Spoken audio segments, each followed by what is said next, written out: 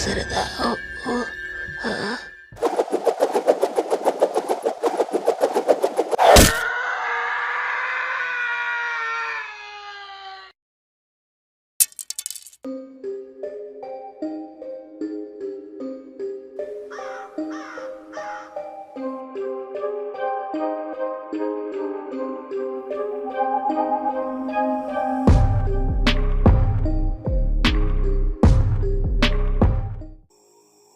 কে কে কে আপনি?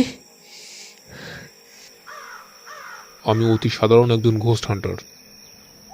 এদের মতো প্রেতের বিনাশ করতেই সারাদিন এ গ্রাম ও গ্রাম ঘুরে বেড়াই।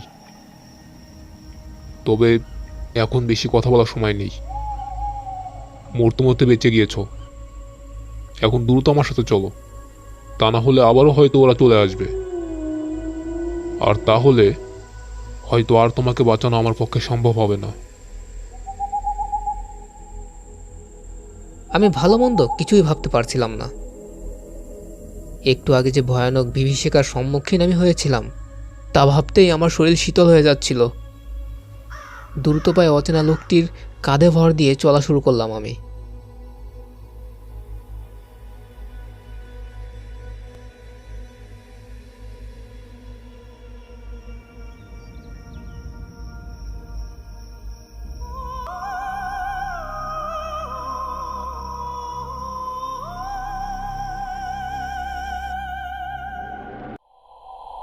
ওহ, এবার বুঝতে পেরেছি রাতারাতি মানুষগুলোকে কে বা কারা উধাও করে দিচ্ছে।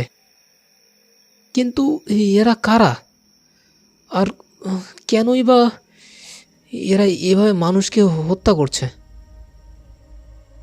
এরা মূলত শয়তানের পূজারী।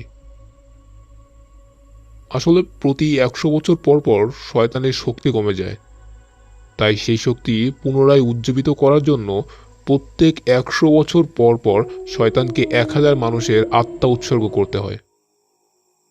আর যে বা যারা এই বলির শিকার হয়, তারা মৃত্যুর পর ওই শয়তানের গোলাম হয়ে যায়। কি?